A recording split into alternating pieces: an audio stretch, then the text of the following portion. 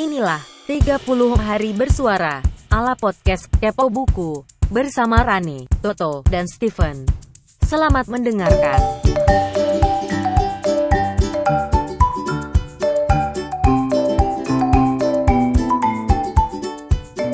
Hey, ketemu lagi di 30 hari bersuara ala Kepo Buku bareng gua Rane Hafid.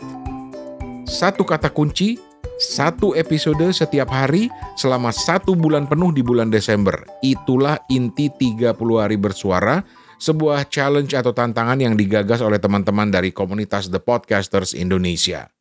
Nah, Kepo Buku tertantang untuk ikut, ya tentu dengan tema buku pastinya. Jadi makin menantang lagi, karena sudah ditentukan kata kuncinya, harus pula sesuai dengan tema buku. Kadang-kadang bikin pusing juga. Nah, untuk kata kunci hari ini adalah pengganti. Oke.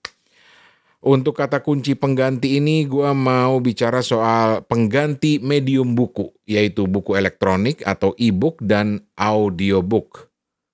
Mediumnya ya, bukan bukunya. Buku menurut gue tidak akan tergantikan walaupun bentuknya mungkin berubah-ubah. Oke, kita mulai aja. Yang pertama e-book atau buku elektronik. Ada juga yang mulai pakai istilah buku L. Wah, keren juga, buku L. Itu buku L lu ya? Ember. Alah. Oke. Gue mulai tertarik pada buku elektronik itu gara-gara tinggal di luar negeri dan selalu mentok dengan satu masalah ketika kami harus pindah negara atau kembali ke Indonesia, yaitu urusan ongkir alias ongkos kirim. Contoh nih, ini gue ngalamin sendiri. Waktu gue mau pindah dari Jepang, biaya kirim buku-buku gue itu sekitar satu kardus yang ukurannya ya kurang lebih 2 kali lipat ukuran kardus Indomie biasa gitu ya. Itu ongkirnya 5 juta perak lebih kalau dihitung dalam rupiah ya. Dan gue punya berkardus-kardus buku yang kalau di total biaya kirimnya lebih dari biaya tiket ke Indonesia. Karena itulah jadilah gue beralih ke buku elektronik karena menurut gue satu kelebihan utamanya yaitu bisa muat ratusan mungkin ribuan buku tergantung berapa besar media penyimpanan atau storage lo. Buku elektronik juga praktis menurut gue karena ukurannya kecil, mudah dibawa dan belinya juga gampang. Nggak usah nunggu kalau lagi pesen, terutama kalau pesen lewat pos. Tinggal pencet-pencet aja. Dan gue dalam hal ini pakai Kindle. Ya, walaupun ada banyak juga layanan buku elektronik lain termasuk Gramedia Digital misalnya yang di Indonesia. Ya emang sih, banyak yang bilang, "Bang, mata gue sakit kalau lama-lama baca di gadget atau di gawai." Ini karena memang cahaya yang ditimbulkan oleh gadget tadi itu memang bisa sakit ke mata gitu kalau terus-terusan diliatin gitu.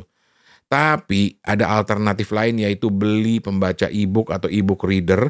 Dan dalam hal ini gue merekomendasikan 2. Yang pertama itu Kindle sendiri. Kindle ini produksi dari Amazon. Dan Books, B-O-O-X. Ya, kalau kalian langganan e-book lain di luar Kindle atau Amazon, misalnya langganan Gramedia Digital atau Scribd atau yang lainnya, gue saran pakai Books sih, B-O-O-X tadi.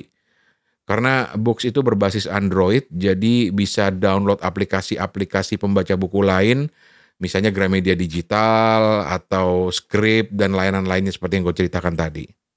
Oh ya, ada disclaimer dulu. Gue nggak dibayar sama Kindle atau Books ya, jadi ini bukan sponsor. Terus apalagi ya soal e-book. Oh ini ada cerita menarik nih. Ada teman yang bilang, beda lah bang sensasi baca buku fisik dan buku elektronik. Kayak nggak ada bau-bau kertasnya gitu bang. Itu yang selalu bikin gue kangen buku bang, bau-bau kertasnya. Maaf nih ya, maaf banget. Kalau yang lu jadikan alasan adalah bau kertasnya, menurut gua itu bukan alasan yang cukup valid. Lu kan baca buku, bukan nyium buku. Maaf. Ini pendapat gue.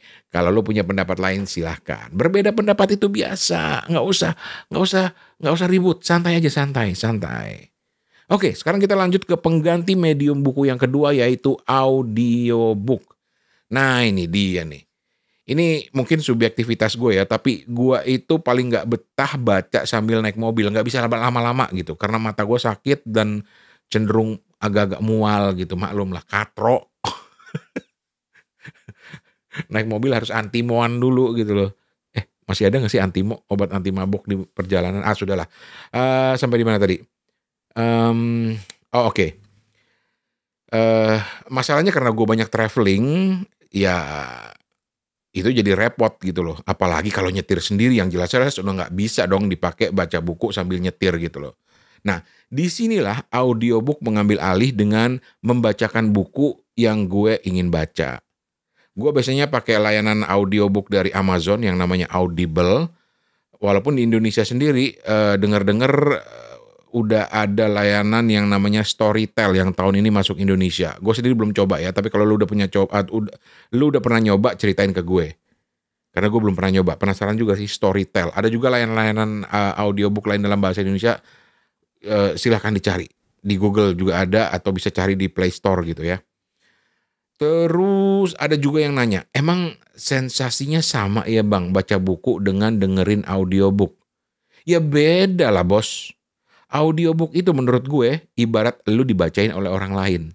Kalau buku biasa atau e-book ya lu yang baca kan.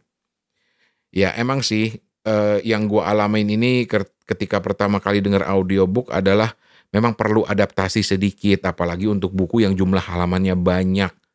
Perlu ada jeda, nggak bisa lu sekali denger gitu. Karena rentang perhatian kita saat mendengar itu sangat pendek. Gue sih biasanya denger per bab atau per setengah bab, terus istirahat, terus terusin lagi. Kurang lebih begitu. Nah, kelebihan audiobook ini menurut gue adalah karena bisa disambi sambil melakukan kegiatan lain. Gue misalnya kalau lagi bepergian, kalau nggak dengerin musik atau podcast, gue dengerin audiobook. Gitu teman-teman. Selamat mencoba dan mudah-mudahan ini bermanfaat. Silahkan dicoba-coba dulu kalau tertarik. Kalau untuk e-book sebenarnya nggak perlu beli e-book readernya atau pembaca e-booknya. Bisa juga download aplikasinya, misalnya Kindle gitu, itu bisa di-download. Gramedia Digital juga tersedia untuk aplikasinya di iOS atau Apple ataupun di Android. Begitu kurang lebih. Terus cerita deh, lu bisa menikmati apa enggak? Gitu. Oke lah, besok di hari ke-11 teman-teman, ada yang istimewa karena ada 2 orang yang akan ngisi bergantian sekaligus. Siapa dia? Tungguin aja besok. Yang jelas satu cewek, 1 di Ambon, 1 di luar negeri. Di luar negerinya tepatnya di Kairo, Mesir. Keren. Kita tungguin. Yang pasti teman-teman, kata kunci 30 hari bersuara besok adalah prinsip. Mantap nih, kita tungguin besok. Untuk saat ini gue Rane Hafid pamit. Sampai ketemu lagi besok. 30 hari bersuara adalah gagasan dari komunitas The Podcaster Indonesia. Saya Tante Google, sampai ketemu di episode besok. Permisi cuy.